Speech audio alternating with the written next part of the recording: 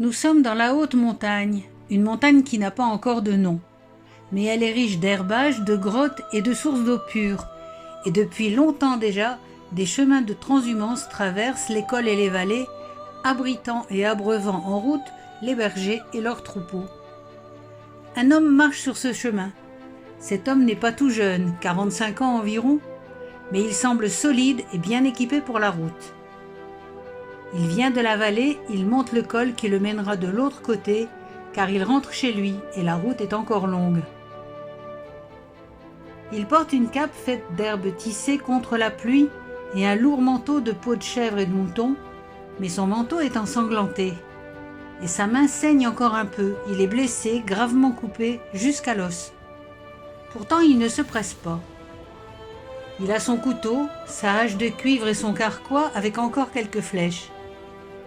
Il va faire halte pour se reposer un peu, mais surtout pour manger, car il est bien nourri et il a faim. D'abord faire du feu, puis réparer quelques pointes de flèches.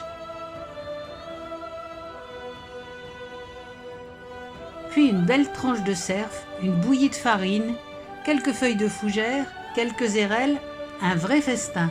Et puis il range ses affaires dans son sac à dos, il range ses flèches dans son carquois et se prépare à partir. Il est debout, il se met en route, quand une flèche tirée avec force et précision le frappe dans le dos, au creux de l'épaule. Ses vêtements épais ne le protègent pas. Le sang jaillit, l'artère est coupée. Il tombe, il meurt. Qui a tiré la flèche? Pour le voyageur, c'est la fin de l'histoire, et le temps passe. Nous sommes dans les Dolomites, côté italien, et 2 touristes allemands ont entrepris l'ascension du massif de l'Ostsal un beau jour de 1991. Ils longent un torrent charriant déjà des glaces. À 3200 mètres, il fait froid en septembre.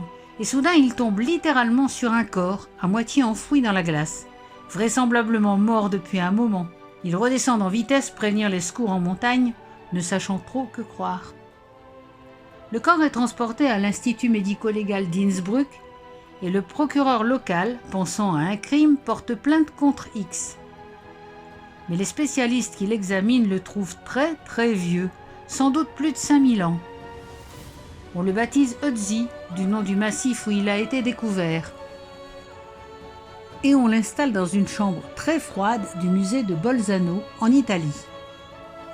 On le décrit comme un homme de 45-50 ans, né il y a environ 5300 ans, à l'âge du cuivre donc, un marcheur en bonne forme, malgré des rhumatismes, la maladie de Lyme et d'autres problèmes dentaires et parasitaires, sans compter des fractures anciennes recalcifiées. Rien d'anormal pour ces rudes époques anciennes.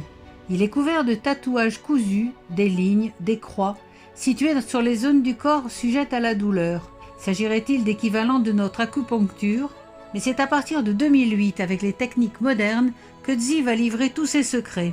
Son ADN, ses pathologies, ses origines, les endroits où il a vécu, ce qu'il mangeait, d'où venaient ses armes, et même ses descendants potentiels. On étudie son squelette et on propose des reconstitutions de plus en plus réalistes, et enfin, grâce aux dernières techniques de reconstruction faciale, on reconstruit son visage. Et voici la dernière version. Un homme aux yeux bruns malicieux, sans doute très proche de l'original et somme toute sympathique.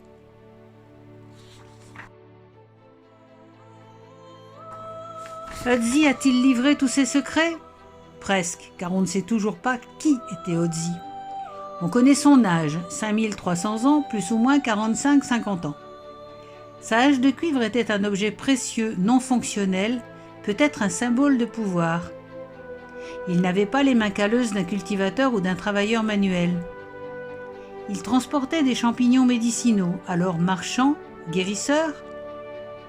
Sa blessure à la main est typique des blessures défensives, alors un guerrier. Le manteau, les flèches et la cape d'Ötzi portaient des traces du sang de 4 personnes différentes. Alors, un combat entre clans? Il se peut qu'on connaisse un jour l'identité d'Ötzi, les spécialistes de tous bords continuant à étudier sa dépouille. Et la recherche génétique de ses descendants, à défaut de nom, pourrait lui redonner une lignée. Car avant même d'être pour les paléontologues un témoignage crucial et unique de la vie à l'âge du cuivre, Ötzi est d'abord un être humain décédé. Et il reste l'énigme suprême, sans doute à jamais insoluble, de ce cold case très très refroidi. Qui a tué Ozzy ?